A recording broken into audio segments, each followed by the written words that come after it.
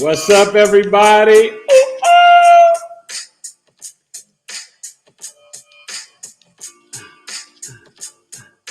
Knowledge is Love podcast, episode 26.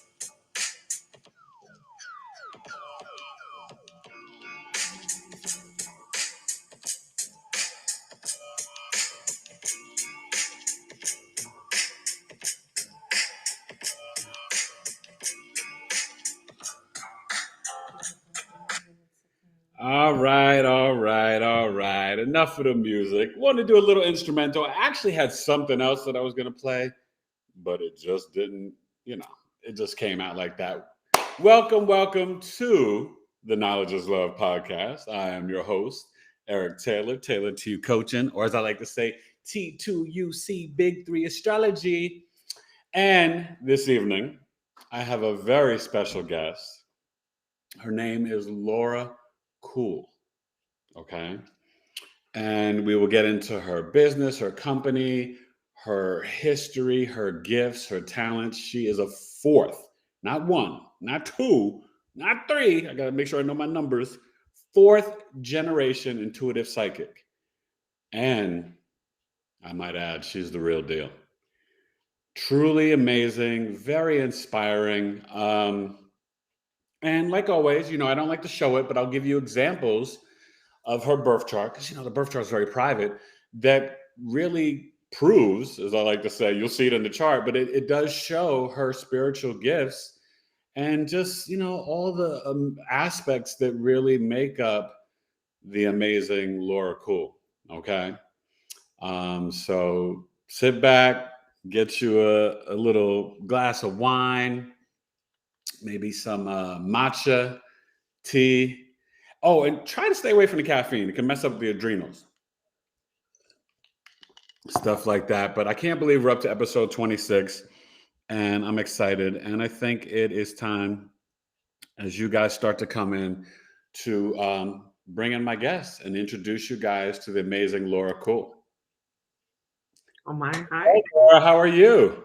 Good, how are you? I'm doing well. Welcome to there we go, the split screen here. I got to get used to this one. Right. To the Knowledge is Love podcast. This is Laura Kuhl from Soul to Soul. Reading. Right? Yeah. Mm-hmm. Okay. Yeah. And I guess we could even tell everybody how we met, and you'd have to tell it because you're the one that found me. And then maybe explain everybody, just about your business. And I'm going to put in the description down below when the show's over so everybody can find your website and learn all about your services. But I want to let you, Miss Laura Kuhl, take the floor and tell everybody how you found me and how we met and just a little bit of that. So I have a friend in California who is constantly sending me new finds. She goes on to YouTube and she's an astrologist and a tarot card reader herself. And she sent me one of your podcasts, basically. And I can't remember what it was about because I've watched so many of yours now, to be honest. I can't remember. I don't know. Yeah, right? It was, I don't know which one it was, but I was like starting my own podcast and said to the guy that I was doing it with, I said, we got to have him. I got to meet him. I have to meet him. I don't know why, but I need to. So I reached out to you and you boom, back to me, and we started chatting back and forth and just clicked. And I do not understand, but I love astrology. I don't understand it anywhere nearly as well as you do, but I do have an appreciation for it. So, well, definitely, and that's That's awesome. And I loved being on your podcast. And I Mhm. put that up on my website so people can hear it on tailoredtoyoucoaching.com. And it was a Yeah, wonderful interview. You guys made me feel so comfortable. And we had such a blast, you know. It we did. wasn't as maybe as stressful as this because we're live, but it was definitely a great experience, but also an emotional one.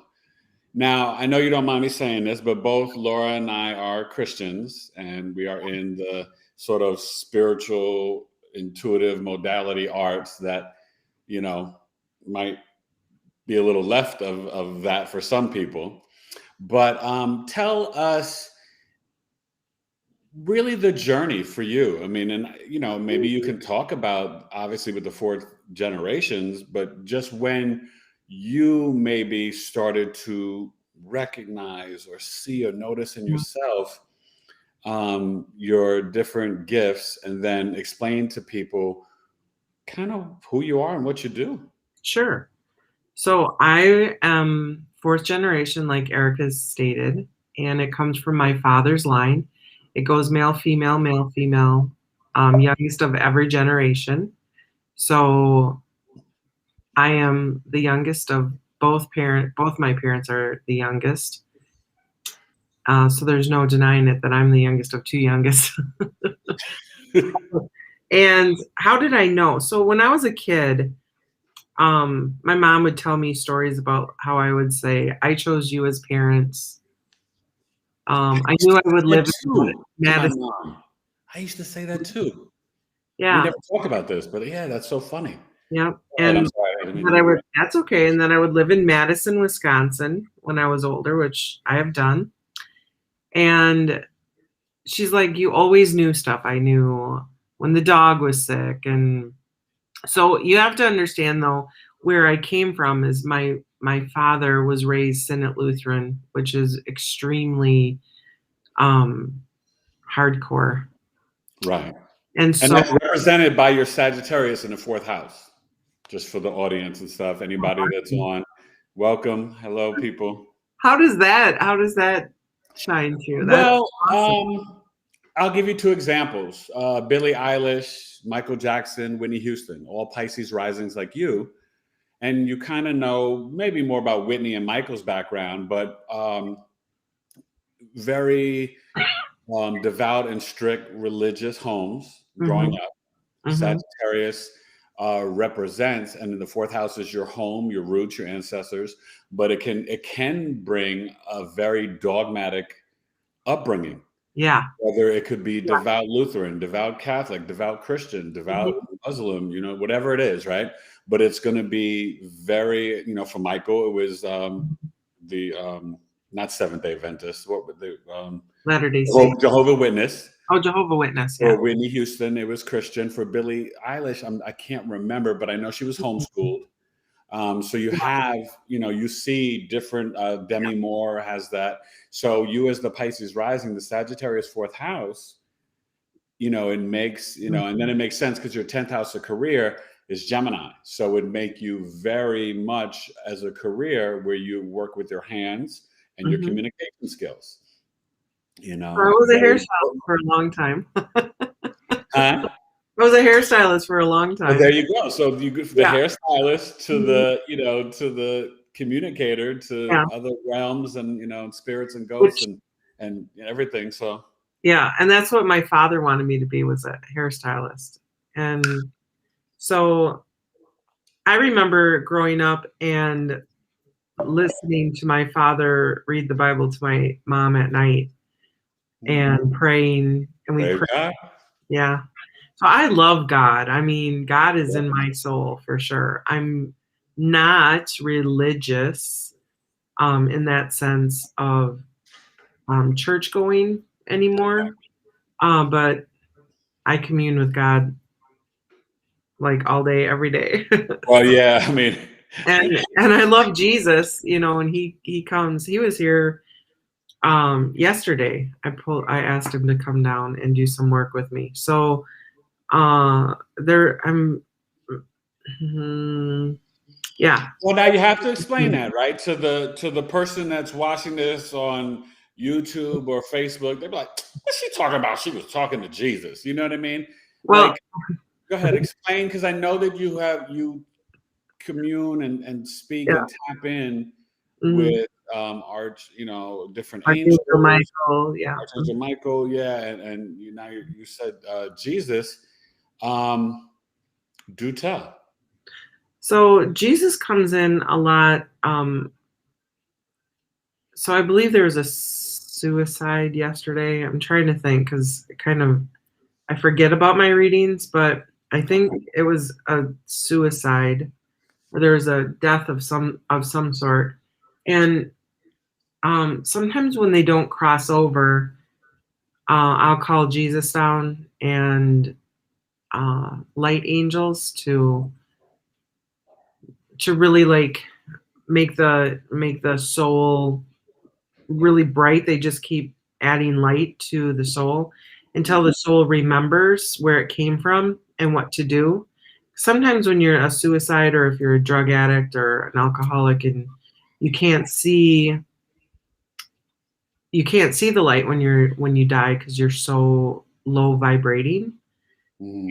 So the angels just come in just to remind you. Basically, it's just like adding a spotlight to you until you're like, oh yeah, I want to go back with God. Wow. Or So you're saying basically you had a client that they had a family member or someone close to them that committed suicide, and so you had to kind of connect yeah, to that I soul. believe that's what happened yesterday. Wow. Um, or so, yeah, I can't remember exactly what, because I So really don't remember my readings. I oh, just I'm I sure, just remember because seeing. I can imagine with what you do and anybody who is in the healing field, whether it's what you do or Reiki or, just different things, you kind of have to spiritually cleanse and let things go so it doesn't attach to you. I don't think that's it. I think honestly is that Okay. I just let the energy flow through me, and Okay. it's like water, just as it flows. Ah, It just comes and goes. There's no attachment to it. It's not, I don't need to release anything. It just is okay. released in the moment. So if Wow. somebody says to me, oh, I did a reading and you crossed my father over, and he was in a motorcycle accident, and my mom had been in the car with her and saw him, or something like that. And if they'll tell me part of the story, sometimes it'll click and I'll be like, oh yeah, I remember that. And I'll remember it, but I don't actively remember stuff, if that makes sense. No, And I don't that know makes if sense. that's like uh, a thing I believe is like, it's because it's between them and God, and I'm just the radio. The vessel. Yeah, That, between the two. And the that's more that I do this, the less that, honestly, that I don't need to hold on to somebody else's stories. well, right. And how could you possibly? You see Yeah, thousands of people. I mean, I couldn't yeah, imagine. I mean, yeah. um, so you briefly kind of explained I guess those early years, but I Mhm. guess I'm trying to imagine, as you would start to see or know things, but how were the teenage years, and when did it play out with peers that you could see or tell them things or Oh, for whatever, high always. school, college, huh? For always. Yeah.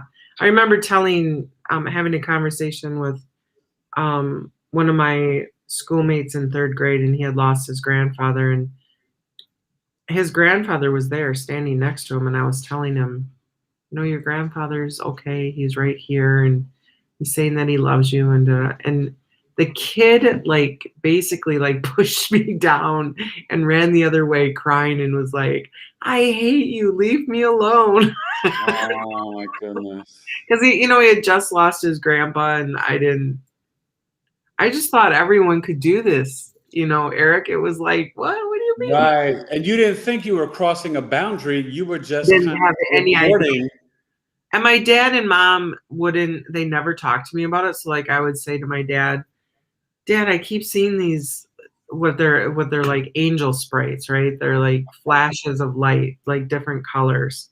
And he'd be like, that's just a figment of your imagination. You just leave that stuff alone. I'd be like, okay. Oh, that's what he would say to you? Yeah.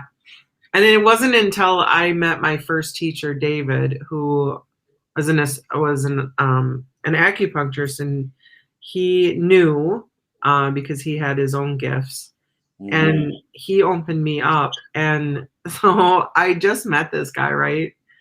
And I walked into his office the next 2 weeks later or whatever, and my guides kept saying, ask him, ask him, ask him, ask him, ask him, ask him, ask him, ask him. And they wouldn't stop, like in that movie where Whoopi Goldberg was like, yes, Ghost, in the movie Ghost. Yeah. That's wow. And I was like, all right, I'll ask him if you just please be quiet. Just stop saying it. Because it'd been like 3 days where they just wouldn't stop, right? So I finally asked him, and he got so excited. And he's like, yes, what's going on? Like, tell me about what it is that you're experiencing. And what age was this? I was, I think it was right around 1999, 2000, somewhere in there. Okay. And he totally opened me up, but I didn't understand it at first. And then all of these old people from my ancestors, right, kept coming up, and through both sides or one side?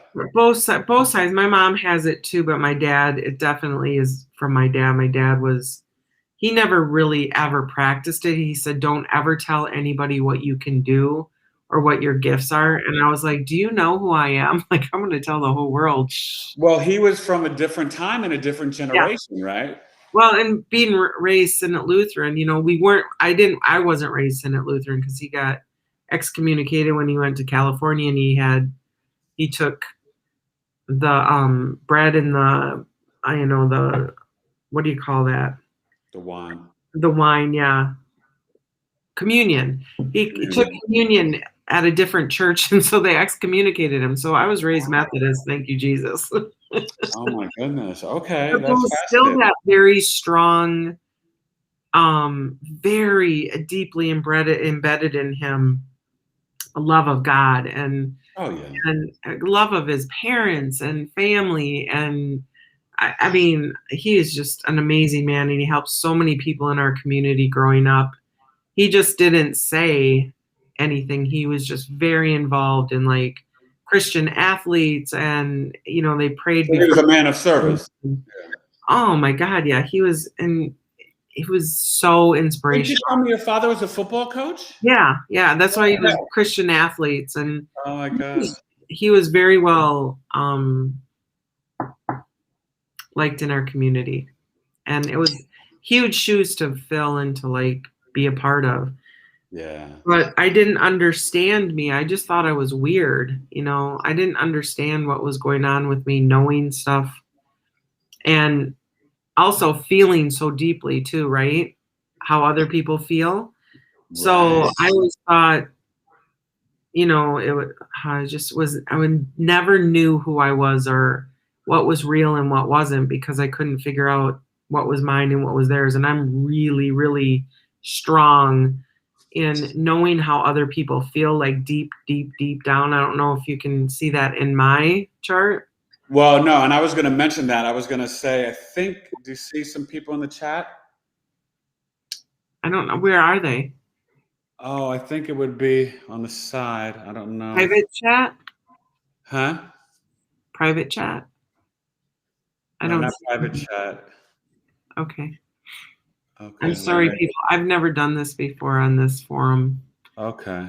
But I've done it with, with Tyson, and I used to do it live all the time. Oh yeah. Temperance said, I've experienced what she's talking about when I do my mediumship. Yes. Wow. Hey, Temptress. Okay. Temptress is one of my regulars. Awesome. So that's where the chat is. Yeah. Okay. Okay. Well, good. So yeah, and and I think what you're speaking of is really fascinating. So you guys, Laura is a Pisces rising, as we kind of mentioned, like Michael and Whitney and Billie Eilish and Demi Moore, who I met and worked with. Amazing, very, very sensitive spirit, Demi Moore.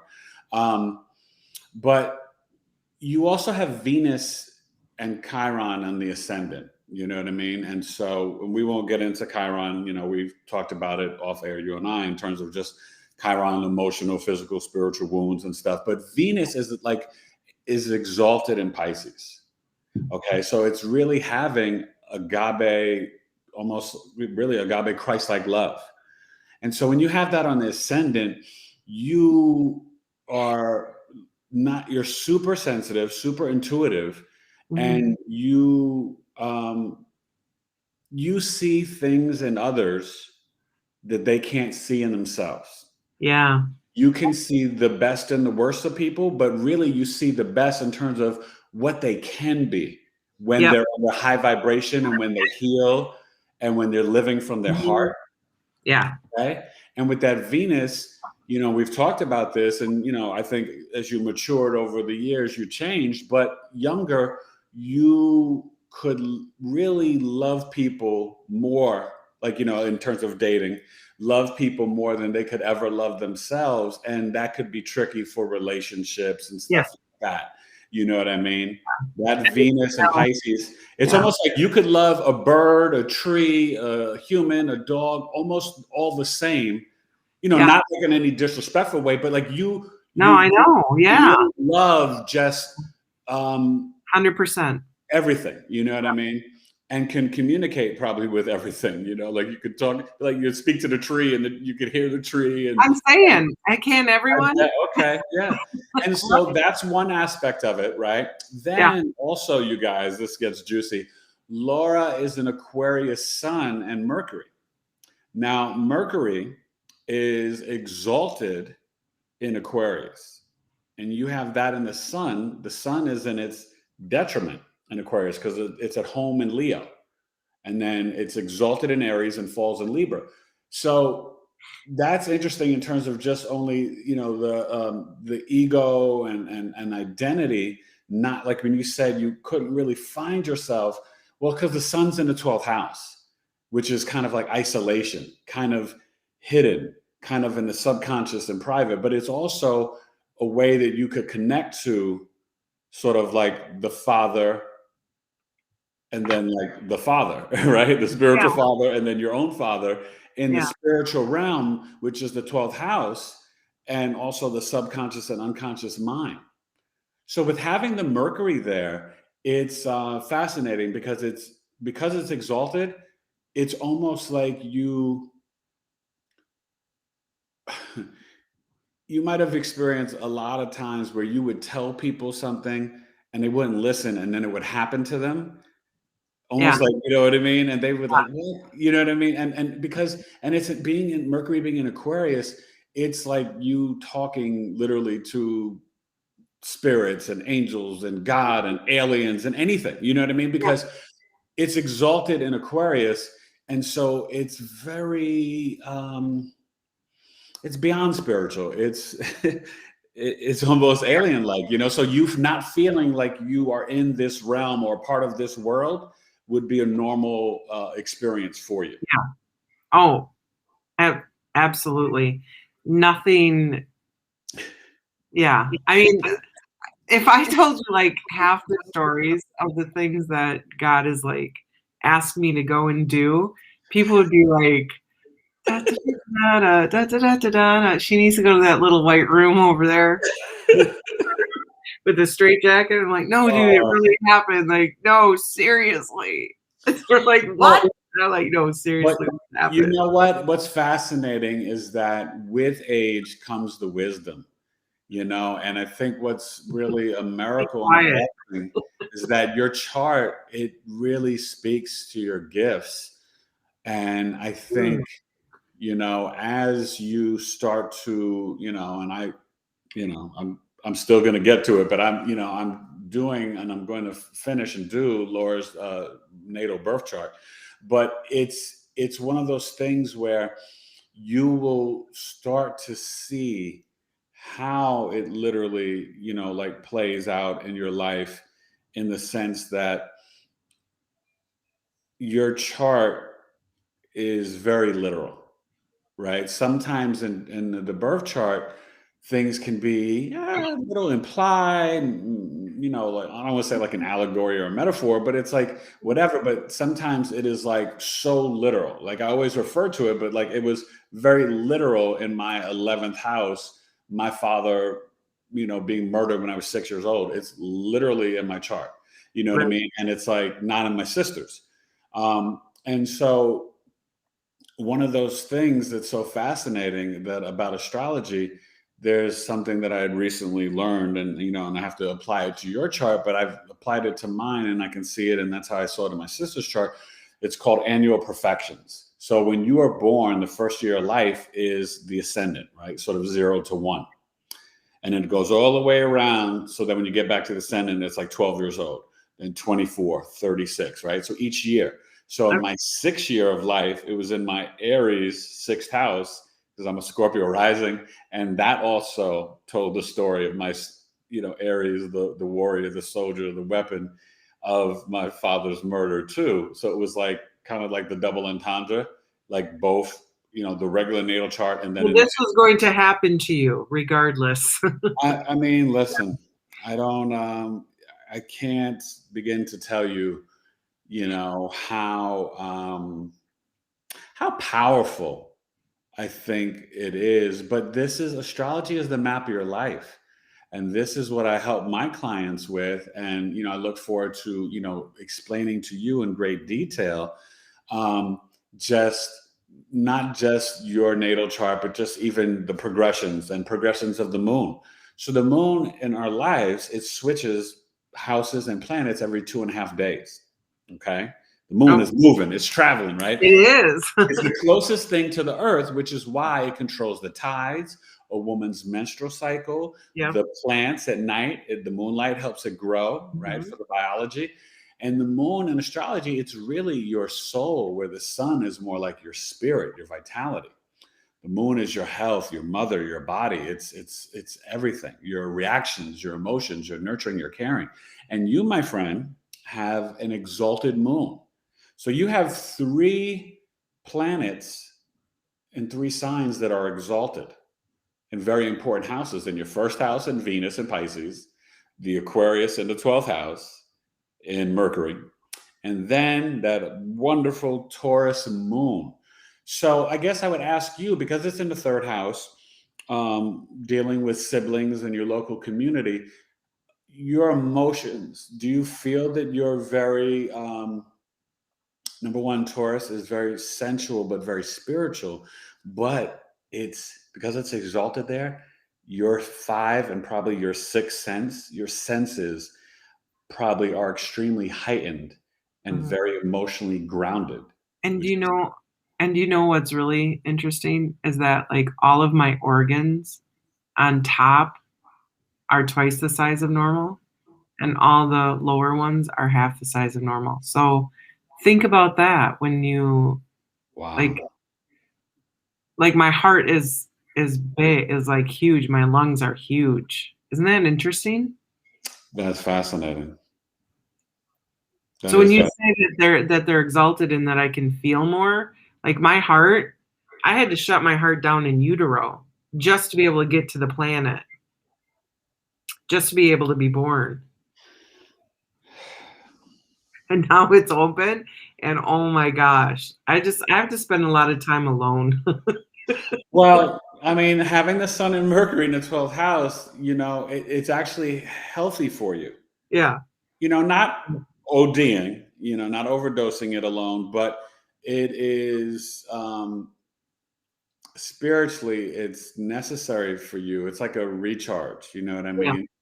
And so tell us more about your different services, your website, explain kind of, for Hmm. people that want to kind of understand, like, Well, I just want to say this though. There's somebody said, Queen Natrell. Am I? Okay. Hi, welcome, Queen. I think it might be her first time.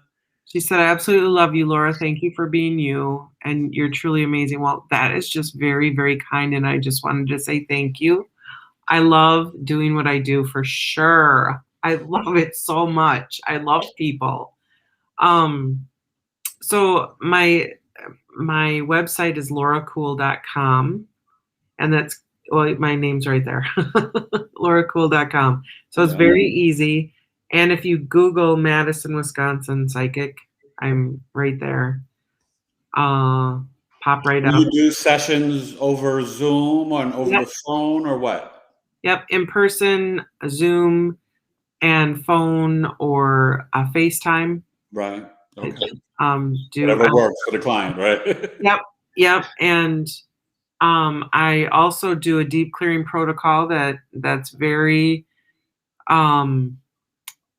my clients who are intuitive love that because it clears you out of everything, even aliens and everything that you can think of, and clears your bioenergy field and makes you a sovereign human being. And then after I work with my clients on that for 21 to 90 days, once a week, and sometimes even every day. It just depends on what the client needs.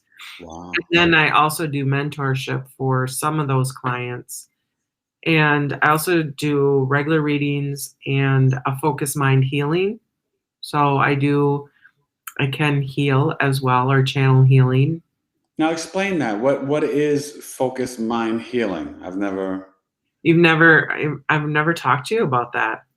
I don't know. I So want you to share it with the audience because even if I do know it, I don't remember. So I want to hear it and I want them to know what is focused mind healing. So I take you down into a really deep meditative state, Okay. and we go into basically like a room with lots and lots of tools, and we start in your brain and we work all the way down your entire body, all the way down to your tootsies, and look at everything in there, energetically replace things, realign things. Like if you have anxiety or depression, they come out kind of like ribbons, black ribbons, and I'll plop them out and put in new ribbons that are short, but they're all about love and self-acceptance. Do a lot of limiting belief clearing with that as well. So if you have limiting beliefs about yourself, and I mean, sort of like, when people have lack of self-love or self-hatred, things like that. yep, I Yeah. replace all those ribbons, and yeah, and I use What does that mean, ribbons? Like, why do you just say that I word? just say it's like, okay, so like if you have depression or anxiety, or they come out like they're like black ribbons of thought, is all I can say. It's like long black loopy. They look like kind of like old typewriter ribbons, Wow. and I just pull them out and replace them with like self-love and joy and happiness and whatever God just like is like, here, put this in there, and I'll be like, oh dude, that's like creativity. We're here to love. We're here to This be love, fruit. reflect love. Yeah. Do you know And what well, go ahead. So, I'll go in and like we have a pineal gland and a hypothalamus and the pituitary. Those are the three major glands in your brain. And I'll go in and look at those and make sure that those are all working. And I do stuff on that. Dude, I have done like so much stuff. It's crazy. Like, I no, love it. that's beautiful. And I know. it's amazing. So I often, working with my clients, I explain to them and I tell them immediately, because I get it, on my YouTube videos and stuff. People are so tough on themselves.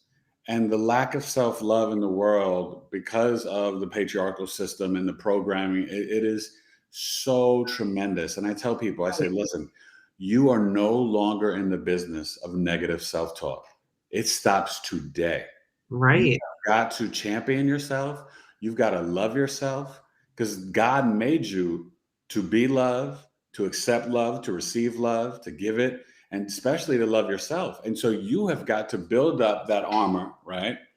And so you can face the world because there's a lot of negativity out there and a lot of haters and all that stuff. Yeah. So you've got to build yourself up of Yeah. being true self-love. It's so important. And And there's now, an yeah, epidemic. There's an epidemic, especially with women, just giving themselves away and thinking that like sex is love and that their self-worth comes from somebody else filling them up when actually their glass is completely empty and their partner's glass is completely empty because as we know, like attracts like, right? yeah. And so I really enjoy working with people and filling, having them fill their cup back up so that they feel worthy of love. That's where the deep clearing protocol comes in. Okay. And somebody said on here that they'd love to mentorship with me, but you always have to start with the deep clearing protocol with me. Right. And because I have to have that baseline and make sure that there's no non-essentials on your bioenergy field or like in your liver. You guys reach out. Who said that? You guys reach out to Laura because that's, and one thing, I mean, I want to, give one more little excerpt of your birth chart that is really, as I am getting to learn and know you, I think this plays out in a fantastic way. And it's Jupiter and Uranus in the 8th house in Libra. And so one thing that I work with my clients and I explain to people, and I do this in my astrological life coaching program, which I usually do with clients after they do a birth chart reading, if they're interested. But, I meet with them for 4 weeks, 60 minutes a week, right? And each week we only go through 3 houses at a time through the birth chart, right? So 1, 2, 3, then next week, 4, 5, 6. And so Jupiter and Uranus in 8th house are 2 planets along with Mercury, but Uranus is an outer planet. The outer planets start at Saturn. Saturn is the last planet. That's why the ancients, they stopped at Saturn because it's the last planet you can see with the naked eye. Sure. And so in Western astrology, where in the Sidereal Vedic, they, now they're starting to acknowledge, especially the last year and a half, I'm laughing because I see all these Vedic astrologers who are like, yeah, Uranus, Neptune, and Pluto are no joke. Because Neptune is disease and Pluto is virus. So the last year and a half, you could literally see all this going on playing out, right? So that's why I think people are starting to see. But anyway, so Uranus goes back to ancient Kemet, to Osiris, just like Gaia, Earth, is Isis. So it's the god of the sky. That's what the Greeks, Uranus named it. And so, but you can receive extreme downloads from Uranus. And you have yours in Libra, as I do. It's a generational planet. So people born within like 7 years of each other. And yours is in the 8th house. And 8th house is the house of death and rebirth, the house of transformation, of power, of ancient knowledge, hidden subjects, sex, money, debt, taxes, inheritance. So you can literally see and receive downloads from God about all those topics for your clients. Mm-hmm. And Jupiter is where we shoot our arrows and our blessings. That's your 4th house ruler of Sagittarius. Jupiter is the optimistic nature, the luck, the fortune, the beliefs, the wisdom, the higher knowledge. And so Jupiter is like this greater benefic. And Jupiter in the 8th house and the Uranus, it speaks to you really receiving this information and having these conversations about these subjects, kind of being that vessel of the spiritual realm for God to the client, or through angels to the client. Do you know what I mean? So it's really fascinating. So it like started too. So it started with guides, right? I had 15 spirit guides. Okay. And they worked through me, and then I got 36, and then I got 64, and then I popped up to like 360 something, and then I went to 467 or something, and then when I did the deep clearing protocol, it popped back down to 444. So I had quite a few that were non-essentials that weren't really helping me. Now explain that, right? Because you definitely, now I want to stop you, right? Because having the Aquarius and Mercury and Aquarius sun, Yeah. you might not even realize it because it's in the 12th house, that what you're describing, people don't even get what you're saying. So let's bring it down to earth and out of the spiritual realm and the physical realm. So going from 16 to whatever spirit guides, what does that mean? And what was the duration of time that occurred? And was it just what you visually saw or felt? Explain that. So when I first started working, well, my main point was that I started out with like 5 spirit guides. I ended up with 444. Before then, I could go directly to God and work directly with God. So I think it was almost like stepping stones of trust almost. Right. But was it seeing them, speaking to them, hearing them? Yeah, like all what's of the it. combination? Yeah. There's nothing that I get it all. Okay. I don't know. No, I just want you to verbally say it to the audience so they get it. Stuff. I get like, I can also do exorcisms. So I actually have people that are very good at doing stuff like getting rid of ghosts and whatever, and they call me and are like, oh, I got a tough one, can you take care of this? And it's just boom, gone, and it's just so easy for me. So all of this comes so easy for me. So I don't know if that's in my chart, but I don't know. Well, no, I mean that's the Aquarius. Yeah. That's like Venus, and that's the Taurus moon, all of them being exalted in those houses in the way that they are with those particular planets. It's not, this is just you. You're not, like, you didn't take a class. You know what I mean? Like this, right? This is like nobody taught me anything. No, this is literally Laura waking up, growing, like breathing, living. You know what I mean? Like that's exactly. God would send me people. Like he sent me when I was doing hair, sent me this woman who wanted a mullet. And I said, dude, I can't cut mullets. I can't do it. You got to go somewhere else. And she was like, I have seen your name so many times. We have to talk. Why am I here? And I'm like, I don't know. Well, come to find out, we just started talking. And this is when I went from 15 to this, what is like now known as the Great White Brotherhood. I don't know if you know what that is, but it's all spirit guides that have been on the planet Earth. They have been human, and they've enlightened and transcended. When you first said the Great White Brotherhood, I was like, whoa, you're talking about white supremacy? Chill out. Oh my God, on my show! I was like, we don't do that on my show. Oh God. Oh my God. Go ahead. No. You gotta laugh. You gotta laugh or you're gonna cry, right? Oh God. No, this is energetic, people. This isn't physical. So I had this, and it really did look like, it really honestly 100% looked like a man in like a white robe, like the KKK, right? Like, and so I was like, what the hell is this? Like, what is that? Like, I was like, I ain't got no time for that.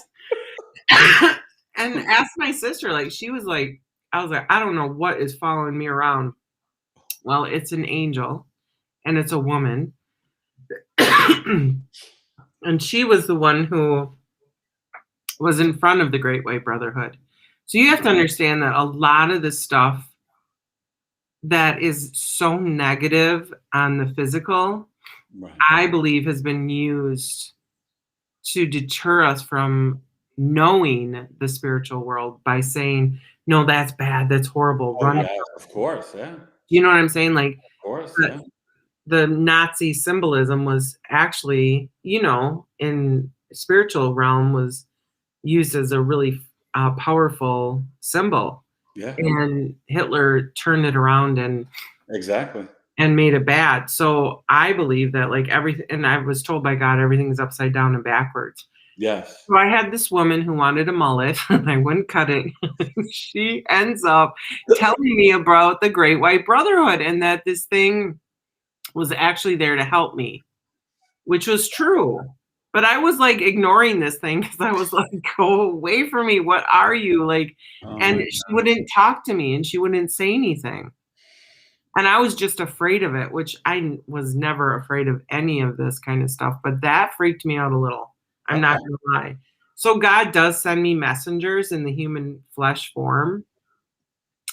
If I'm not getting something, obviously.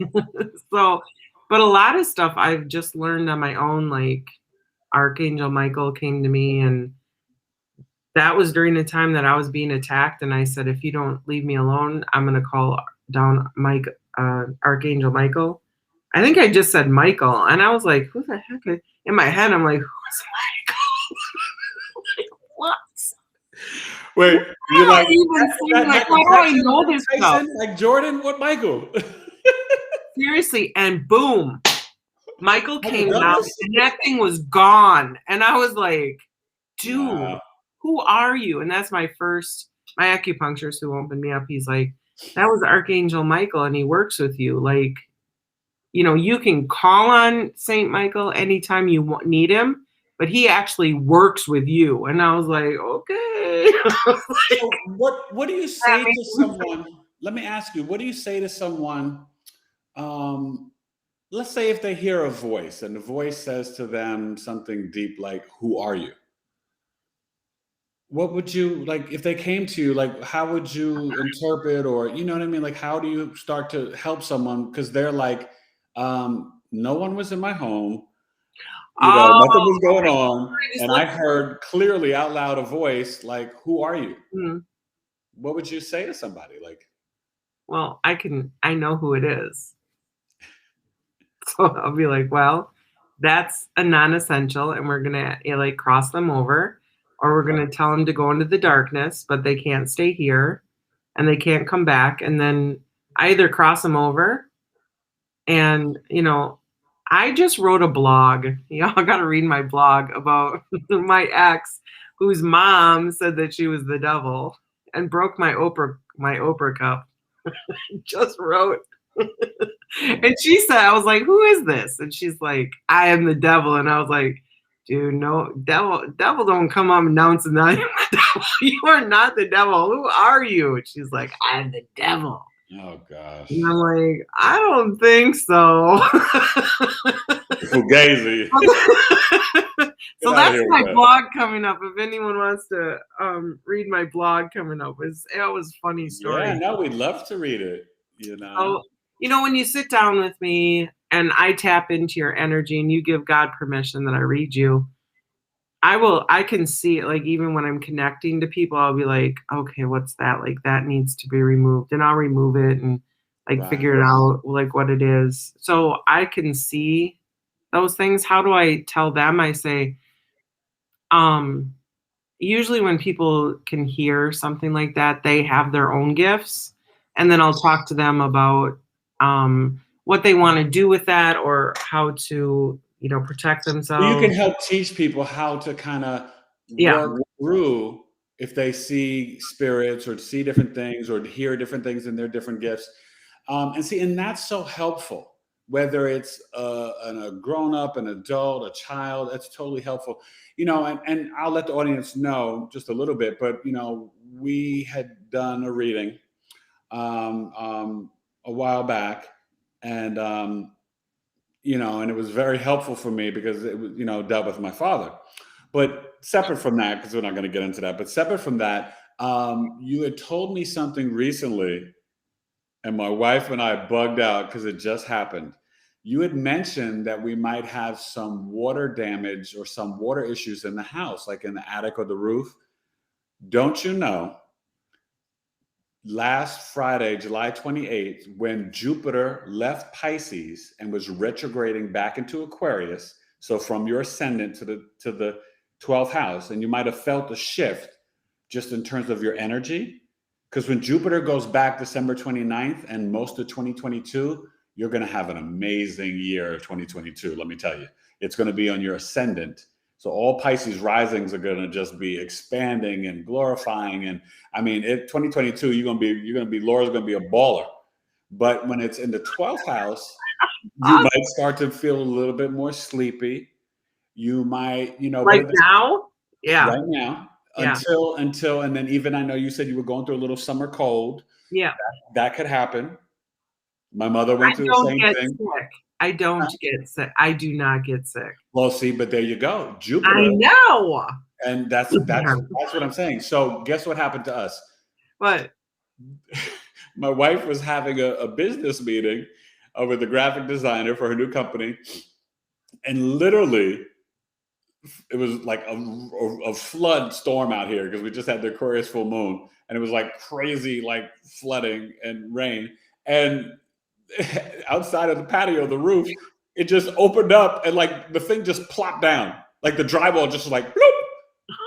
And the graphic designer was like, you seem really calm. And, my wife was just like, hey, things happen. It will just get fixed. But it was almost like we both were calm because it's almost like we didn't remember, but in the back of our minds, you had told us that there was some water issue in your attic or roof or whatever. And sure enough, Laura, you called it, and that happened. So we've got to get that fixed. Yeah. They're coming out next week to repair everything. But I was just like, and I said to my wife the other day, I was like, Laura told us about this. You know what I mean? So that's another example just for the audience that like you're too legit to quit. You know what I mean? MC Hammer style. But it was just so fascinating because I was just like, MC, for me, my 4th house is Aquarius. And so having Jupiter go back in there, that's my home, my literal home, water damage. And that's what Jupiter and Aquarius can create, issues in the home.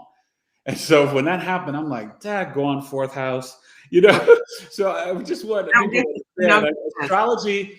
And this is what I tell people, right? You cannot remember aspects of your life or clients that I work with, or I can get something wrong, but the astrology, never wrong. Never gets wrong. Never wrong. It is just, and it blows me away every time. And I just like, okay, God, because God controls all the planets. Yes. The sun and the moon are luminaries, but in astrology, they're considered planets. But God makes the ocean and the tides stop right there at the beach and the sand. You know what I mean? And everything in perfect symmetry and harmony. Now I wanted to ask you a quick question though. You said you're sister. So how many siblings do you have? 2. I have a brother and a sister. Okay. And they're both intuitive in their own rights. Okay. I was going to ask you about their sort of energy and their gifts. Yeah. Does it play out similar to you or? Theirs isn't as strong, but they definitely have intuitiveness. And are you the oldest or the youngest? I'm the youngest. So remember, it's the youngest of every generation, or male, female, male, female. So my cousin Greg's son is the next one. He's the next great healer, or whatever you want to call us. I don't know, intuitive healer. Because you see your older siblings in the 11th house of Capricorn. So that's kind of fascinating. Your 11th house is Capricorn, and so that's where you would see the older siblings. So in terms of your relationship with them and different things like that. Yeah, it's good. I have great relationships with my siblings. Yeah. My sister's my best friend, and a brother is a brother, right? He's 10 years older than me, but my sister and I love him so much, and we have a really strong family bond, very strong family. I come from an amazing family. I'm so blessed on so many different levels. Like, amen. So I see there might be a couple more comments if you see. Are there? Yeah, you got to look. I remembered as soon as it happened, I almost laughed. Oh, that's Alana, I think, right? Oh, your wife. Yeah. Okay. Oh, you With mean the the roof. roof. Oh, yeah. Yeah. When I was growing up, my dad and I, he's January 25th and I'm the 26th of January, or, for Aquarius. And our house in the Dells leaked like a sieve. And every one of my houses until I moved into this one, and I'm the most balanced in this house. And personally, this is the only house that hasn't leaked. But every single one of my houses leaked like a sieve. And even if they didn't have water leaking issues, they soon would. As soon as I'd move in, the water would just be like. That's funny. Oh my gosh. So now, in terms of with career, how do you help people with, this has been a tough year and a half, and people need to pivot. So, like I told you, and we're going to work on that. I help people with business birth charts. But how do I you know you do. help? I'm like super excited about that. Oh, it's a game changer.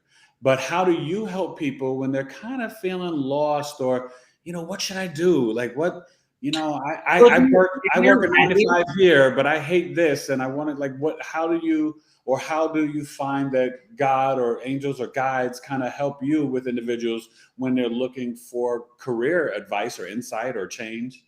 so I have an entrepreneur heart. I have helped so many people guide their way into starting their own business, That's awesome. and just different careers. Like if they give me a choice, I always ask what will bring them their highest and greatest good, and if they're ready Okay. to hear it. Sometimes we have to go through, like, I worked with people with disabilities for 15 years, and then I worked in the hair business, and now this. And I look back now and, 2020, right? Like I look back and I'm like, oh my gosh, I learned so much from all of those different times in my life. And I helped so many different people. And so if you're not, like sometimes you just have to go through different kind of things. And Kind of awaken and be ready for the change and the transition. yeah. And like I had my own hair salon and I lost that. So I've lost and I've also gained, and I've been very successful in this business. Yeah. And so um I've helped lots of people with their businesses. I mean, I guess I don't understand completely the question, other than No, no, just in terms of like when someone feels the need to, let's say, leave that 9 to 5 job that happy every job. Monday morning they regret going and they hate it and they're like, I don't know what to do. And then you might say, well, what do you like? And they might be like, well, I work at a supermarket, or I work at a senior center, or I work at this, whatever. But their real passion is cooking, or you know what I mean? Like, And I can, just and if they say, well, I want to start a cooking blog or whatever, I'd be like, I can see what that would look like for them, and if they would be successful at it, or if it would just be kind of, sometimes people want a hobby to be their career, and it's just a hobby. it's just a hobby. Yeah. I Which do a isn't lot a of bad stuff thing, with, because we need to, fifth house is hobbies and creativity, and we need to reflect back to God through our creativity, right? yes, And yeah, it's the fifth house is your heart, that Leo energy, where you need to have self-expression and creativity, and it's very healthy, and it's it brings you joy, and things that bring you joy, they can be a lot of money and they might not be, but it's still something that is going to yeah, make you have that internal smile, yeah, and maybe one day it does turn into something lucrative. But it is important that people don't just go to job and home, turn on the boob tube and don't do anything. You know what I mean? It's very yeah. important. It's Heard very that important before. to have a life outside of that and go to Yes. nature. Listen, I tell people, man, for me, hey, it's just sports and music, nothing else. Besides that, I'm just helping people, like, Yeah, but you want to have that creativity. yeah. Well, that's why I like to write too. Well, So writing is you'll the best see thing. it. You'll see it in my blog when you read Oh, and let me tell you, my Oprah my Oprah Winfrey cup from when I went to see her last season. And that devil, she broke it. well, let me tell you something. I tell everybody all the time, and people have their different opinions about Oprah, but I tell people all the time, the world ain't been the same since Oprah Winfrey Oh, stopped being on ABC 4 o'clock, p.m. in the afternoon in 2007. When yeah. she stopped, man, everything's gone upside down since then. She's Okay? a good woman. I don't care People, what people, anyone says. people spiritually miss that energy, that afternoon energy, that check-in, and nobody's filled that void. That Think about that all these talk that shows. Oprah cup went around the Starbucks cup, and we all know what Starbucks is. Say it again, the way? The Oprah cup. She moved that Oprah cup around the Starbucks cup and pulled that off the shelf. That entity, or that person, that soul. Okay. And No, I I don't know what Starbucks is. I don't know if we should say it because we might get in trouble. ain't saying nothing. I'm Okay. just All saying right. I love Oprah. Yes. No, definitely, definitely. So, I want to ask you too, and this is fascinating because when I think about it now, and there might be a connection, and this is something that I am aware of in terms of the fourth, eighth, and 12th house these are the water houses. I mean, in your chart, right? The water houses are usually the houses of Cancer, Scorpio, and Pisces. And so for anybody, they can be any sign in that house, depending on what your ascendant is, right? And so Yeah. the ascendant is chosen at the time you were born at the eastern horizon. What sign was in the zodiac belt on the eastern horizon? So for you, it happened to be Pisces. For me, it happens to be Scorpio. So, but the water houses, traditionally, if you're looking at a basic chart, are Cancer in the fourth, Scorpio in the eighth, and Pisces in the 12th. And I've noticed that I'm starting to see a pattern that certain outer planets, when people have them in those houses, sort of like you having the Uranus in the eighth house, and I have Uranus in my 12th house, we both happen to have it in Libra. So Libra is an energy of balance, peace, justice, harmony, fairness, partnerships, relationships. There is where you can kind of get these downloads of bringing those elements of those energies to people, bringing peace, bringing or finding and seeing relationships, partnerships. So, give you an example. I visually saw my wife before I met her, Oh, right. Right. and I have Uranus in the 12th house. So, for me, one of my gifts is through my dreams. And that's because my Uranus is in the 12th house. With you having Uranus in the 12th house, it can be awake, it can be, sleep, it'd be everything, right? And Yeah. so, but then it's because it's the eighth house, it is really that thin veil of death and rebirth. So I could imagine you'd have to tell the audience that there's kind of like, as you saying, how you help people cross over, but you probably can see different things with women losing children or children being born or Yeah. that whole cycle of life. And Mhm. so how do you see that in terms of souls when they're coming or when they don't make it? Explain that to Okay, the so that's audience. that's very interesting because I have a client that's been seeing me for like 5 years, and she's been wanting to get pregnant, and I swore it was going to be in February or March, and she's just now getting pregnant now, or she's just pregnant now. Oh, that's a So blessing. these little crystalline kids are very independent little suckers. They Now are. explain that. What is that generation and what is that age? Is it sort of anybody like 9 until being born now, Yep. and when do you think it would cut off? At what age? Like, because some people call them the alpha generation, and I know you mentioned the crystallines, but what does that mean? I call them crystallines because their auras are like crystals, and Okay. they're super psychic, and they're Now, is already it certain vibrating. children or all of them born at this time? It's the whole generations that are being born right now. They're super psychic. They're here to change the world. And is it their first time? Do you feel it's their first time here, or? Yep. And that's why they have such a hard time picking what astrological life they want to live. So they're like, I don't want to do that life anymore. I want this life. And you're like, Oh, but when do you think, or have you been told, or anything like what time could that end? 2021, 2022. Like what age? When would that oh generation no, stop? the next generation, their children will be rainbow. So they'll keep going. Like the indigos have been going on now. They're in their 40s till about 10. They're about 10 years old now. And now the crystallines are being born. And then the next generation are the rainbows, and that's what I am. So I'm awfully early. But they So are human. rainbow, when do you think that would start? Like 2025, 2030? What?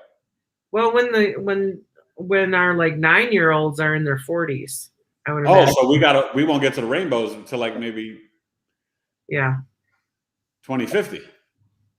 yeah. So maybe my great grandchildren. Maybe. Yeah, you don't. Well, maybe. I mean, your boys are how old? 5? No. So I have like 22, 12, and 8. So the ones that are 8. crystallines are 8. They're 8. Okay. I thought they were 5 for some reason. But their children will be rainbow. But that could be when they're 21, so right? Could it be? Well, let's Well, I say guess they would be crystalline too. I don't they'd know. be crystalline too. That's, That's what I'm saying. Their grandchildren probably. Because if you're saying around 2050, I mean, I don't know when no. I don't know when that would be. I just know that the crystallines are being born now. And Okay. I don't know as if I would just go by like how long the indigos were here. So that's a Okay. good question. I don't know. You would astrologically have to look at how can you even tell by their birth charts? Can you tell? Well, I see, and I don't know enough about the indigos and the rainbows, so I would have to do extensive research. And I Yeah. always tell people I'm real. That's why it's knowledge is love, right? If I don't know something, I tell people I don't know it. I don't know if that would come out because that's more of their It might be their auras. It might not come, but you might see it in human design. You might not see it in the birth chart. well, this is the thing is that they're all really very psychic and very high vibrating. They Right. And so then I might see it through the outer planets, through Saturn, Uranus, Neptune, and Pluto. something that would be like really far out there and doesn't move very quickly. Exactly. Yeah. Generational planets. Yeah. Yeah. So That Uranus I would is say that 7 years. So it's 84 years through the chart. It's 7 years through a sign in a house. Neptune can be anywhere from sometimes like 11, 12 to 16 years, and it goes 165 years through the chart, right? So right now we're through the Neptune and Pisces generation, the ones that are being born, and that ends in 2026. And then you have Pluto, which is like 248 years. So you are Pluto and Virgo like me. So that went from 1956 to the end of 1970. yeah, but that wouldn't really I mean, would it then all of those people would be rainbow. So I don't know.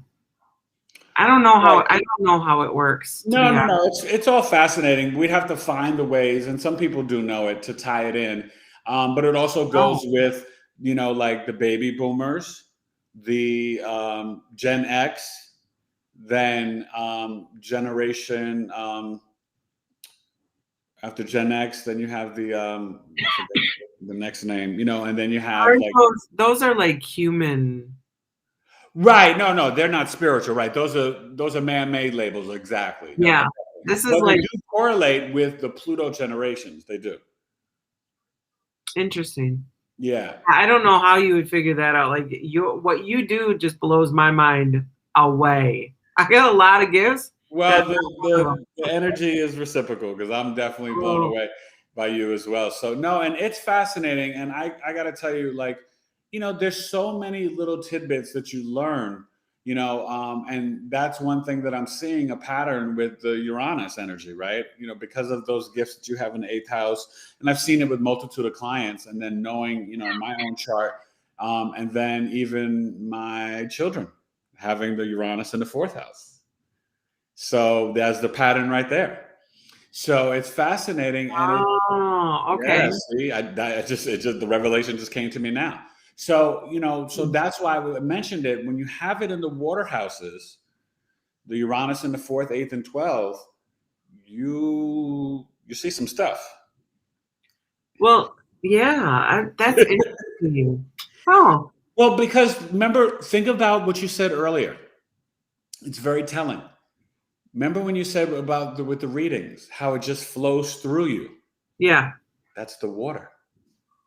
Oh, Water is very psychic. It's very intuitive. yes. When I Constant. take a shower, dude, oh my Huh? gosh, so much comes out.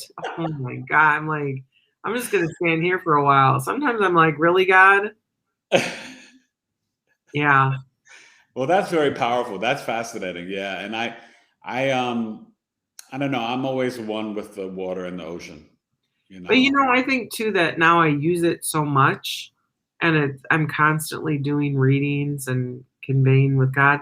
I I honestly believe that um because I listen so well now and I'm constantly listening and whatever I'm being told by God, I just follow what he says to do. I don't fight it anymore, if that makes sense. Yeah, no. We So, have to. We so have like to. having We have to surrender, right? When you right, surrender, yeah. sometimes the gifts just flow. So having dreams and like the premonitions in the shower and whatever really don't happen very often. They used to a lot more. Okay. I just, yeah, yeah, So I have another interesting question for you, but I think I see some more. If you see anything more in the comments, sure. Yeah, there is one. yeah, This lady was like, questions. um, I tried to go to the email to get a chart read, but my phone isn't working right. It apparently has no memory left. Good timing. I'm debating on switching from a job to a purpose. Yeah, purpose will bring you love and joy and happiness and lots of riches. Who said this? This was Lady Menza. No, this is Audra Dye. Oh, okay. Welcome, Audra. Okay. And so like just working or just doing a job is exhausting, but doing your purpose will bring you Constant flow of energy and oh joy. my gosh, like right now it's 'Cause 9:13 and what's a job? You break it down, right? A job is just yeah, going broke. yeah, You know what I mean? yeah. And I've been working since 8 o'clock this morning, like I know. nonstop. And I was like, oh, I have this podcast at 8 o'clock tonight. I'm like, it'll be okay. I'll be all right. And really, I get this like so when I talk about God and talk about spirituality, there's so much energy in it. You There's light up. no You light up. because I love God so much. I love this. No, and I Yeah. feel the same way, and it's fascinating. And you light up, and that's how I get right when I start to, and I think it's so fascinating. And we did touch on this year before, off air. But we both have that sort of real spiritual connection that we both worked with disabled children because I taught multiply severely disabled children for 10 years in the Bronx, and I can honestly say, and I know. Um,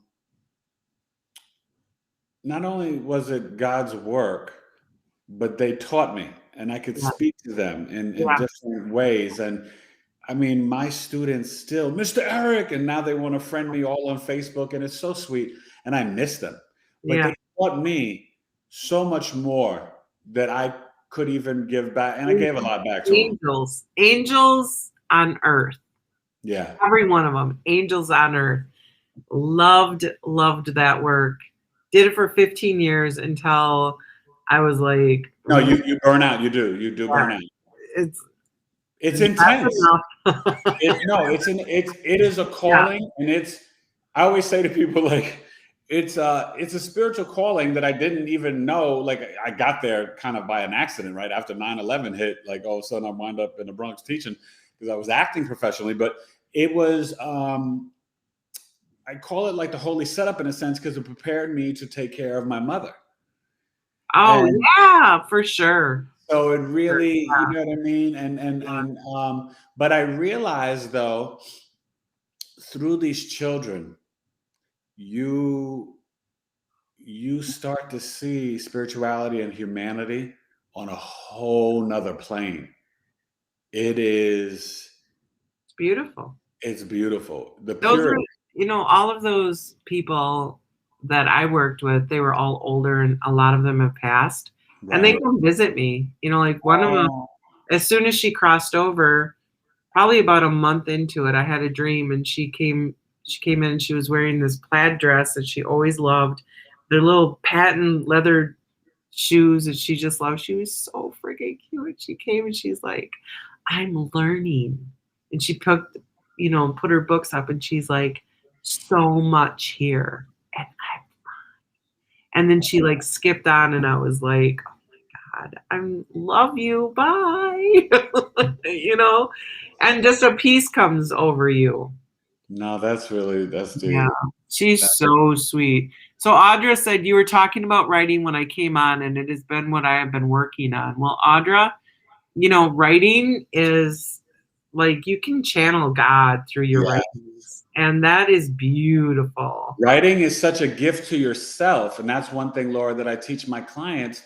Writing a dream book, and I told you about Oh that, yeah. but writing letters to your younger self at different ages, positive and negative memories, to Oh reassure your younger self that it's going to be okay.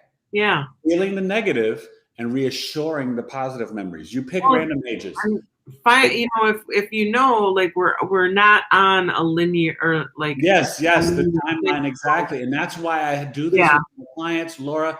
It's a game changer. And the way that you can heal your inner child through doing that, it's amazing. And I can tell you through experience, writing in many ways saved my life. And when I went through a time of depression Oh in yeah. my probably late teens and early 20s, and then even in childhood, I remember in middle school, I wrote my first like I would say script or screenplay. I wrote like a murder mystery in I think it was seventh grade. My teacher, she just inspired me, and I wrote, and that was such a big help to me. That was one of the first things I ever, wrote. And then I got into poetry in high school and all that, and Shakespeare and Othello, and I was like, oh, Othello, and we got Black Shakespeare and all this stuff. I was like, yeah, I like Othello, and Hamlet and all that stuff. But Sure. writing, when I became a writer and an MC as a rapper, writing helped me through depression as I was starting to get into acting and then writing rhymes. And I have a song called Depression on my first album. And writing, literally, like you said, you're communing with God. And I can honestly tell you, when I look back at my first album that wasn't released till like '06, and a lot of it I was writing in like 97, 98, it was almost like the pen was being guided by God and not Yeah. me. Because a lot of what I wrote is happening right now, Laura. Awesome. And it's like, I was like, whoa, okay, like that's deep. So writing, yes, Audra, right. That is part of So your salvation. Audra said, I've been channeling about the source and the light and doing a book of quotes. Ah, beautiful. Yeah, I'm more power to you. I write blogs about my life for my website.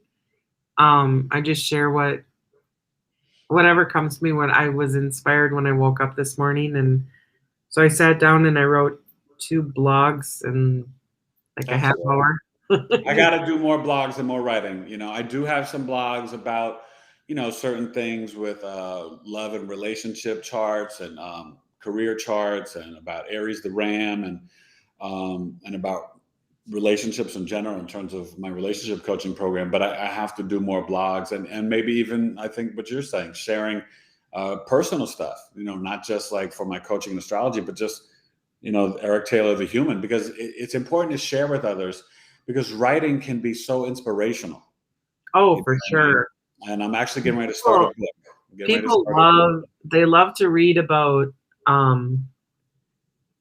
they'll have an experience and they need an understanding of it. Like my dad died of Alzheimer's, so I wrote about that.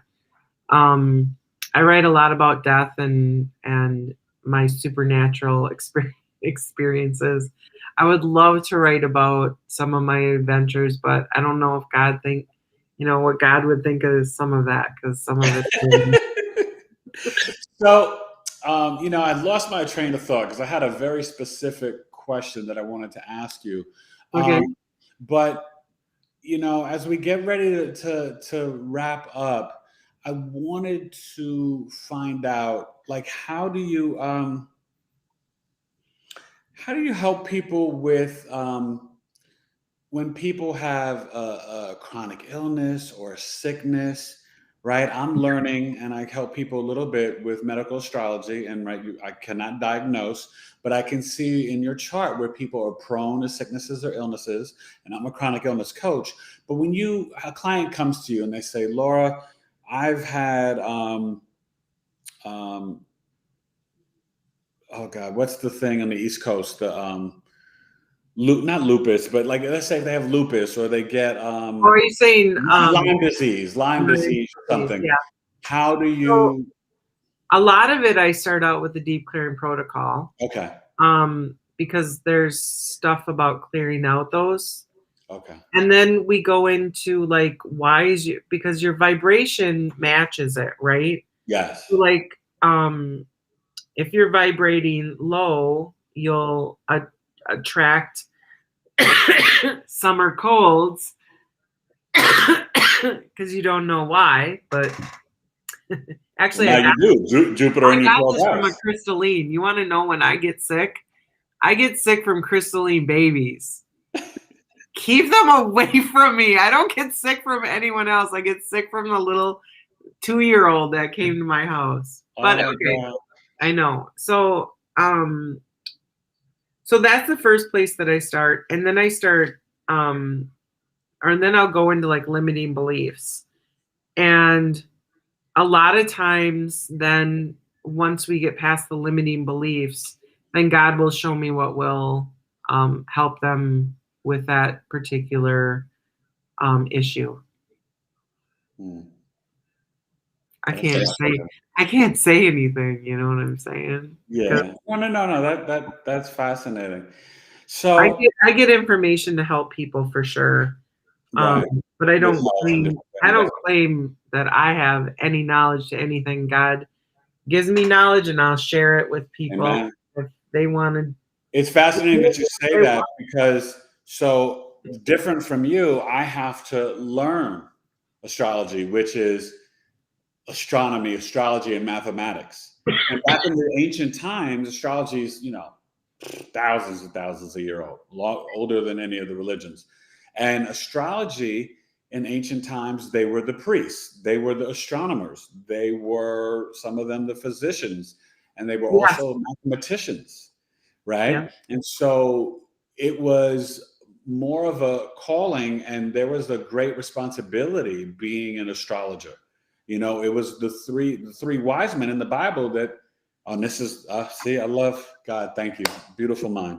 It comes back full circle. I never forget, and I always give that to God. And that's my Virgo and Mercury. It's home there in my 11th house. And in ancient Vedic astrology, they consider where you have your Aquarius and Mercury. In the ancient Vedic astrology, the Virgo is considered exalted, and it's home Mercury in Gemini. So Mercury is the messenger, the court jester, but Mercury sits closest to the moon and the sun, and it gets the messages from God and the goddess, right? The sun and the moon. And it's like, what'd you say? Okay. And then Mercury can travel to all the dimensions and worlds and Right. send messages. So it can go hang out with Pluto and Mars. It can go down to the underworld. It can go to the heavens and go with Uranus and Jupiter. So Mercury is that messenger. So what I was going to say is that in terms of having that Uranus in the 12th house with the visions and dreams, I can, see things in the past and the future. And I was going to ask you two things. I have and a lot of people might be on here or whatever, but when you have the water ascendant, whether it's Cancer, Pisces like you, or Scorpio, I have the Scorpio rising. So when I meet people, I can see through them, which can be intimidating for people, but I can see them in the spiritual realm. And so I can see if someone has good intentions or bad intentions. I can see if they're very low vibrating or high vibrating, which is hard for me sometimes because Scorpio risings tend to not like small talk, right? And I can do small talk because I've been sort of trained, acting and all this stuff. So I don't mind it, but I don't like to waste my time when I see that people, they're not genuine, or they, I can see how they're vibrating and whatever, right? Your bullshit meter is big. Yes, basically. You said it. You said it for me. Amen. Thank you. So it's fascinating. So like I can really discern, and I can be like, no, they're not. See, and I see the best in everybody. Right. And I can see when people are crawling with the vultures. Right. So I'll call my sister and I'll be like, Sarah, should I trust this person? Like, because I see the best in everybody. Everyone, right? No, definitely. You're going to be like the president of the United States of America, and you're going to be like the king of kings, and because it's the best and their highest. Like they could potentially be that, like very easily if they believed in themselves and loved themselves. Yes, no, and that's the Venus Pisces, yeah. And so I need somebody like you on my side. Yes, I am like, and see, like you, I have Venus in the first house. This is why you and I are both so attractive, because Venus on the first house makes you, it makes you have inner and outer beauty. Okay. But it does. I got a lot of inner beauty. Yes, no, you got the both. But Venus on the ascendant, it does. But you know what it does? It makes you charming and makes you relatable to people. And so that's where it's the inner and outer beauty. It's not just like, oh, someone looks good or whatever. But Venus on the ascendant, it can make you the ideal for someone else. Okay. But I also happen to have Jupiter and Neptune. So that's a whole nother level. Makes me, very. Hold on, we got a lot of. He said a story when he was in 7th. I did one in 10th and almost got expelled because they thought I was going to hurt 3 of these kids bullying me because it was too realistic. Laugh out loud. Audrey said that. Wow. Okay. And then Mia Moore loves. Yes, hi Mia. I have lupus. I'm sorry, sweetheart. Yeah. I'll pray for you, Mia Moore. And then Audra Die said Scorpio Moon rising, Jupiter, Venus, Neptune here. Don't understand much. I am a Libra Sun and 4 others Virgo. Wait. So you got Scorpio rising, Venus, Jupiter, and the moon? She said Scorpio Moon rising, Jupiter, Venus, Neptune here. Don't understand much. I'm a Libra Sun and 4 others Virgo. Okay, you need to hit Laura and I both up, but you got to get your birth chart done. So let me tell you this, though, Audra. This is what happens when you have a Scorpio Moon, Sun, or rising. Your mother had a difficult pregnancy or birth with you. So whether you went breech, whether she went preeclamptic, whether it was a C-section or whatever happened, there was difficulty with the birth and or pregnancy. So that you can comment down below and let me know if you know that already, or you got to call mom, but that's definite. But Scorpio moon and rising, you will have a lot of the gifts that I was mentioning that I had, but with the moon, Scorpio moons. Now remember, it's exalted in Taurus, like our friend here, Laura has. So it's in detriment in Scorpio, but it just means that you have intense emotions. When you feel them, you need to express them and let it out because it can literally make you sick. Scorpio rules the genital area, the reproductive organs. And so you don't want that fixed water energy to bring you stress. So don't bottle in any of your emotions. Even if you ruffle some feathers, Audra, you have to let it out, okay? And you're going to be very empathic, intuitive, psychic, all that. So, All so, that. so Audra says that her mother was very mean. And then Jessica said, "Hi, how are you? I'm having stomach problems. Doctor said I might need a colonoscopy. I don't even look sick, and I am, and in young, she must be 26. So very young, yeah. Jessica, that actually to me feels more like you're having anxiety and yes. Digestive issues because like you're swallowing something. That's what it feels like to me. Like you're swallowing. Jessica, I think you would do really well reaching out with Laura. I've worked with Jessica. She's a brilliant young lady, and she's been going through a lot of different things lately. And so, yeah, Jess, I'm telling you, I've worked with Laura, and yeah, I mean, I don't know if you were I would on love earlier, to work with you, Jess, and help. So no colonoscopy at 26. no, don't do that. Yeah. Owie. It's not supposed to be that way. Just out, not in. Yeah. But yes, no, reach out to Laura. But I was going to tell you, so I've worked with Laura, and Laura, I don't know if you were on earlier, Jessica, but she literally told me I was gonna, that I was having some water issues in the attic or the roof, and then it was a couple months later, but right after Jupiter went into Aquarius, which is my fourth house of home, we literally had stuff fall off the roof, drywall, and we got a little leak, and God, maybe un poquito mold, but we're gonna take care of it. But it's thankfully not in the home. It's kind of outside of the patio, but it's still the roof, right?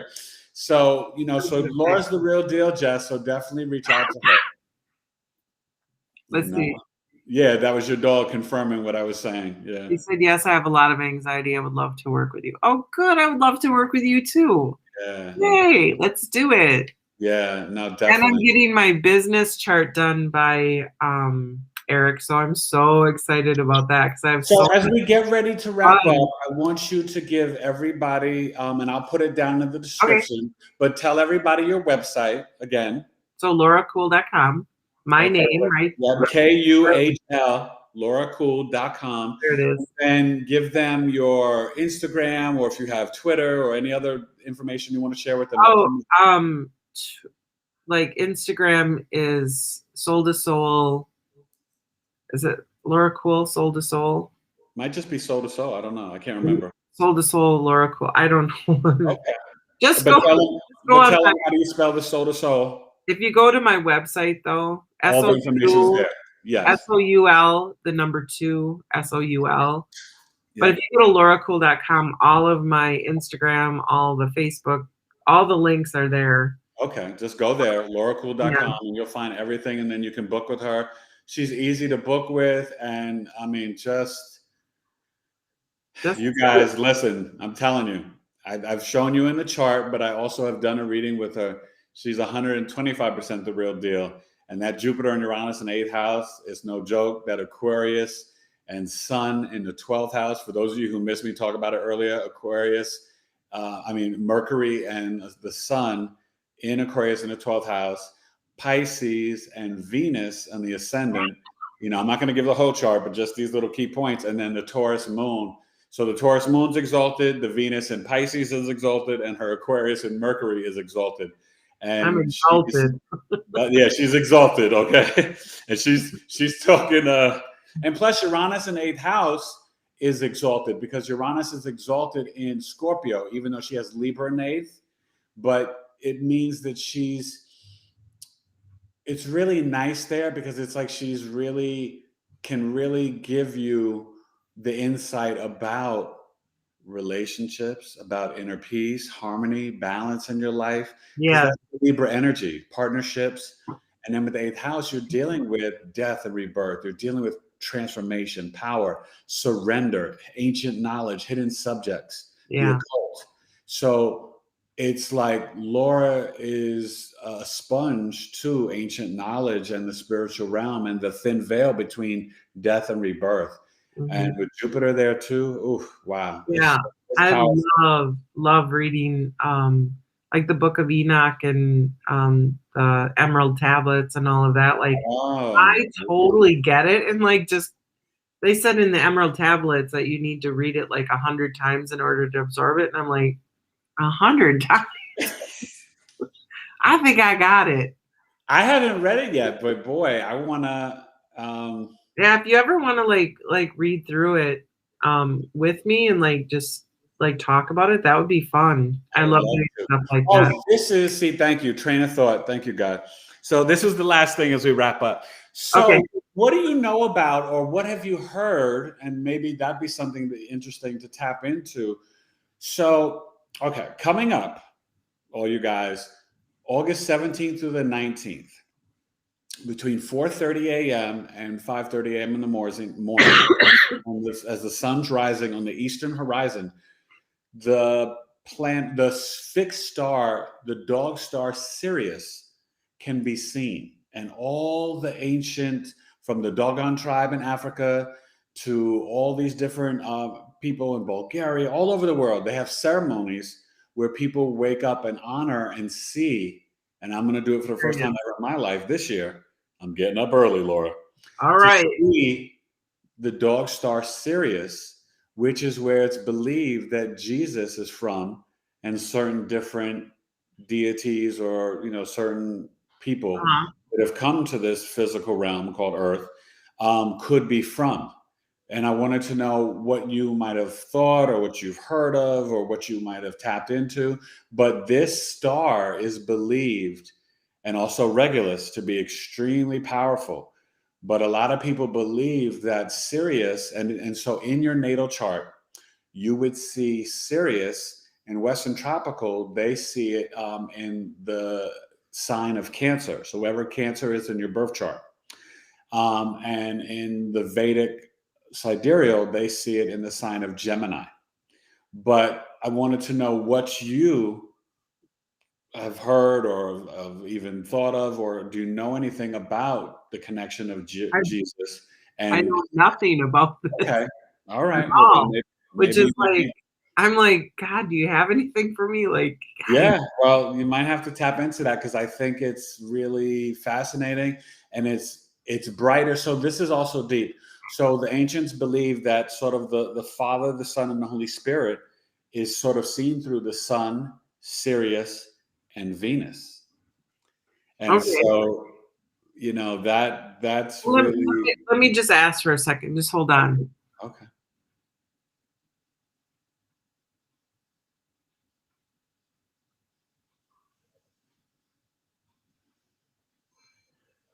Okay, so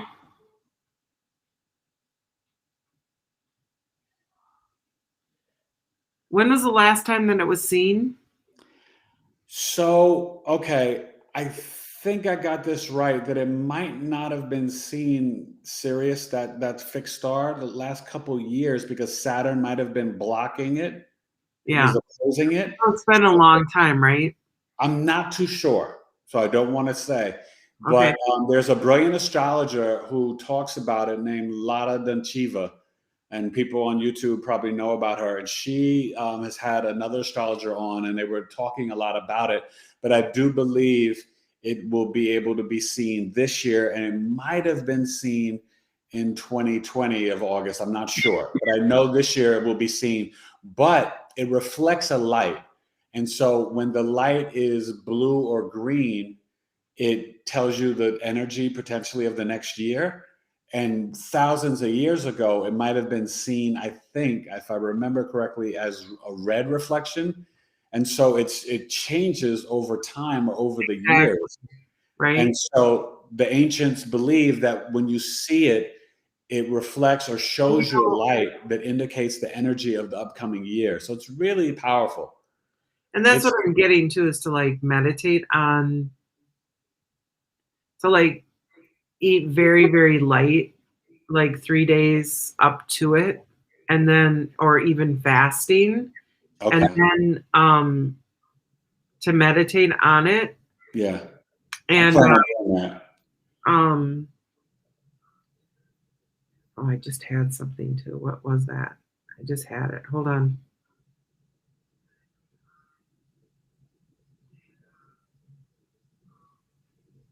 Oh, okay, yeah. So my brother saw a white deer, and he just posted it, and I was like, holy crap, a albino deer. And there's a lot up where I lived for a while. There's like a whole bunch of these albino deer, but to be able to actually see one is extremely rare, and it's very auspicious. And so when you were saying that, I kept seeing this white deer. And I believe that there's some, like, this is auspicious. Like, there's some good stuff that's coming. It feels good to me. Like, okay. We've had so much negativity. Yeah. And not that I pay attention to it, because I don't. No. But we have to go through this to get to the next level. Yeah. As we're leaving the age of Pisces, we're entering into the age of Aquarius. This is, we got to go through this to the next ascension. And right now, people are having spiritual gifts and awakenings and visitations and enlightening faster than ever in any time in human history. This is a whole, things are moving faster than ever before. Exactly. And I think that that's like what I'm getting. That's what I'm getting, is that there's like good stuff is coming, and we just have to like allow it to happen.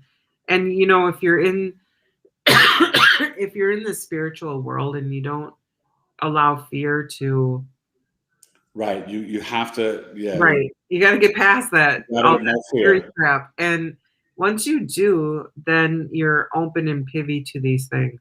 That's like, of them being actually coming through in your life. Otherwise, you get stuck in the third dimension with everyone else in the fear, and that holds you down and back. So what I've been told is that our world eventually will be like very, like, and it's already really happening, where some people are living over here and some people are living over here, and our realities are very different. And yes, come to a decision or to like whatever is, it's so opposite. So okay. Well, you just said two more things now. I was going to wrap it up, but you just said two more things. So one real quick, meditation. Do you meditate? How often do you meditate? And what do you hear from guides or angels or God that how important meditation is? I meditate like all day long, basically. And so it's muy importante. I mean, I've been doing it for 20 some odd years. So okay. No, I kind of know like it's important, but I just wanted to know your perspective. It is very, for me, it's very important to stay connected. And what did you ask me? How often do I meditate, and what else? No, just how you feel, or how it's been revealed to you, either through God or angels or spirits, that the benefits, or just how important or necessary. Oh, when I first started, remember when I had all these like ask him, all those guides, they kept saying meditate, and I would be like, wow. I don't know how to meditate. What do you want me to do? And at the time, it was like Deepak Chopra, I think, and was that about that time? I don't know. Meditating was like, wasn't chic. Was like more about like Buddhist monks, and they're like Right. going into this like nothingness. And I was like, dude, that ain't happening to me. I don't know. I'm traveling all over the place. I'm seeing different colors, and like people are coming at me. All these visions and shit. I'm never gonna go to nothingness. What the hell is that? What's nothingness? I'm like, what do you mean? I'm like, I get all kinds of information when I close my eyes. What? And then people start talking to me, and like I go to sleep at night, and I get woke up all night, with these people wanting to talk to me and tell me that they're dead relatives, or they're dead and they want their relatives to have their clocks and stuff. And I'm like, what? Just meditate, Laura. And I'm like, okay, what is that? So then I finally read a book and I figured it out. And yeah, that was a game changer. And then I started moving energy like crazy, and now like people want to do Reiki on me, and I'm like, no, dude, I moved my energy already. I can do it myself. I'm good. No, that's important. I think sometimes we forget as human beings, and I realize that God has given us all the gifts. We just have to remember, and kind of learn how to kind of tap back in and reconnect, and then allow the revelation to come through. A lot of times you just have to figure out like that woman with lupus, like, why do you have lupus? Like, is this your life? Is this what you came to the world to like experience? Right. We choose everything. We choose it. Or how do we unchoose it? Yeah. Yeah. Like, and how long does that have to go on? Like, do you have to have that for the rest of your life? I mean, it's a choice. And when you believe in somebody else's reality of like that isn't a choice and that you'll have it forever, that's their reality. That doesn't have to be your reality.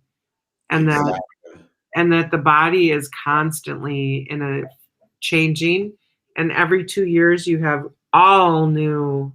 Someone said 7 years, but I think it's 2 years. Well, it would make sense because the moon switches, and I meant to finish that thought earlier. As I told you, the moon, changes 2.5 days, but in your progressed chart, so you started off with that Taurus moon. Well, 2.5 years later, it went to the Gemini moon. So in your natal birth chart, the moon changes every 2.5 years. So that makes sense, because I think if you think about it in life, right, we grow from, big change from 18 to 21, 21 to like 24, 24 to 27, 27 to 30, right? And this is so deep, right? God makes no mistakes. Your brain is still forming the cerebral cortex. So for women, they mature faster than men. So really between 25 and 28, women are maturing, right? This is science here. And then in terms of the brain, and medulla oblongata. And then for men, it's more like, we mature slower than you guys. It's more like 27 to like 31. Well, guess what? All that correlates. Mars matures at 27. Your Saturn return is between 28 and 30. And your sun, depending on the sign and the house placement, really can mature anytime between 26 and like 31, 32. See? Yeah. It's the beautiful harmony and synastry. It all connects. But wait, before we got to go, I remember the last question that I had, because we talked about it when you mentioned it with the meditation. Okay. And, oh my God. Oh, no, I just lost it again. No. My brain is on fire. Like this is what happens when you and I talk. I know. This exchange, but you had mentioned it when you said meditation, and then there was oh God, one last thing. What was it? I talked about the dog star Sirius and Mercury. Oh my gosh. So meditation is definitely the go-to, like where to start. And do you remember the name of that book though? Living in the moment, like really being present in the moment. Do you remember the name of that book that you read that kind of helped you? In case the audience wants to. It was something, a Buddhist book on like calming the monkey mind. And so it was like beginning, middle, and like your. Okay, wait, I remember now. I remember. Time out. So when you said the 3D, the dimensions, what has been revealed to you in terms of dimensions? Because I know that many people talk about it, and I've had sort of some revelations about it, but I have heard and sensed that we have all the way up to maybe 9 dimensions. Oh, yeah. Well, I think it goes much higher than that, but Maybe higher. Okay, okay. yeah. But maybe that we can access as human beings. I don't know. But I mean, I know there's more than the third, and I definitely know about the 5th dimension. But I kind Yeah. of I would say that we just need to practice being in this dimension for most people.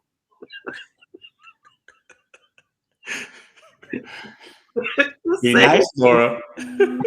Let's just be right here, right now. I know what you mean. Oh my God. All right, listen, we can talk forever. This is Laura Kuhl. I told you I was bringing you a heavy hitter, an amazing episode 26, Knowledge is Love podcast. I want you to go to laurakuhl.com. You guys that have been on here, please. I mean, Audra, you need to definitely reach out to me at tailoredtocoaching@gmail.com and get a birth chart done. It's a game changer. It's the map of your life. And with what you have in your first house, a lot of it I have. So I inner and overstand you already, Audra. But please, and then please, Jessica and anyone else, reach out to Laura Kuhl. I mean, it's fun. It's fun to do readings. I love doing readings. Oh, are you kidding me? I love working with these people, and I have I love my subscribers and my audience. I mean, some of these guys, they come on every live I have, and I just love you guys. And you know what I mean? And Laura, I tell people, I appreciate them more than they even know, because Laura, I tell people, I don't know any special technological things to go viral or any of that fooliness. I've got like 1.6 whatever subscribers. And when I tell you I earned every one of them, it's been through hard work. You see, if you look at my YouTube page, all the videos I have, that's hard work. I know it is. Boy, Eric, I grind. And you do. I appreciate every subscriber and just the exchange that I've had with these beautiful humans. Like, that's what it is. Knowledge is love. And Laura, what I say, Knowledge is Love podcast, is because if you love someone, you keep them in the know. Because if they have to guess, assume, or believe, they can do that wrong. Knowledge is love. You keep them in the know when you love someone. You don't hoard knowledge, you share it, right? Exactly. Yeah. You reflect it and give it back. And that's what I try to do here. Yeah. And I mean that from the bottom of my heart. Like you know what I mean? So knowledge is power. It is power. I know. Abraham Lincoln said that you're going to pay me for my time, not my knowledge, because you can find out this knowledge, right? And this is what we do: is we share our knowledge, what we know, with one another. Yeah. But thank you for having me. I thank you, my friend. This is. I gotta go before I cough. I cough it all the way out. Listen, you've done so good, and trust me, those summer colds. And out here, we have like so many of these plants in the dust. So in the summer, I tend to, my neck gets stiff and the dust. And I haven't had a summer cold, but sometimes I'll have like the sniffles or just the mucus, and I have to take the allergy pills because summer is tough when it gets so hot and dusty. And when you're dealing with 105 and 115 degrees, you're like, oh my God, just go to the mailbox, you're going to light up on fire. We have all those Canada fires coming. I smelled the fires today in the sky. And that's Canada's like, 2,000 miles away. Wow. I'm smelling the fires. I can only imagine. Crazy here. Well, I love you, Eric, my friend. I love you. I love you too. God bless you. And we will talk soon. And you know what? I think the most important thing for people to know, when you talked about, I just want to get this all linked up so I know how to properly log off. But when you don't live in fear, you guys, you can exist on your highest vibration. And that's what I want people to know with the birth chart, right? Because I have so many people write to me and be like, oh my God, I've got like the moon in Scorpio, it's in detriment. Am I going to be terrible at this or that? It's like, no, no, no, no, no. When planets are placed in difficult houses, or if they're, like Venus is in Virgo now in transit, well, if it's exalted in Pisces, it falls in Virgo. All it means is that you're going to be a little bit more analytical and practical with love. And love is supposed to be more like not a thing you solve, it just is unconditional and it flows. So Yeah. it just means when you have Venus in Virgo, you might try too hard at love. So just be conscious of the energy and just kind of slow down, take it easy. You don't have to get the perfect gift. You don't have to be self-critical. You don't have to be overcritical of your partner or your family. Let Right. love just flow. So that's all it means. And so Venus and Virgo, be conscious, like, okay, I have Venus and Virgo. I got to chill out with love. I don't have to force it. Let it flow. So that's how you work with the energies. And that's how I teach people, Laura, with my astrological life coaching program, how to work with these planets in your chart so you master them. That's why God gave you a map. Have you noticed anytime you see a map, it's to help you get somewhere, right? That's what maps are, right? Yeah. Well, the birth chart is the map of your life. So it's to help you get to So get one done. get back with God, so you don't have to keep coming back here. You can chill out and stay there, right? stay with the Soon. Lord. Not Stay today. with the Lord in heaven and just sit on I always say I'm going to sit on the big sofa after working with all those disabled children. I'm going to sit on the big sofa, look at the big screen, and just hang out with God and have some strawberries and be like, oh man, this is great. Thank you, Lord, You better fix that roof first, though. Yeah, I'll fix the roof first. I'm here for a long time. I'm not going anywhere. All right. That Jupiter in the first house and some of my other placements, I'm here for a long time. So awesome. I'm glad to hear that. Thank you, my friend. God bless you. Thank you to audience. This was amazing. So fun. Knowledge is Love podcast, episode 26. We're out. Bye. Bye. I think I hit the right thing. Oh my goodness.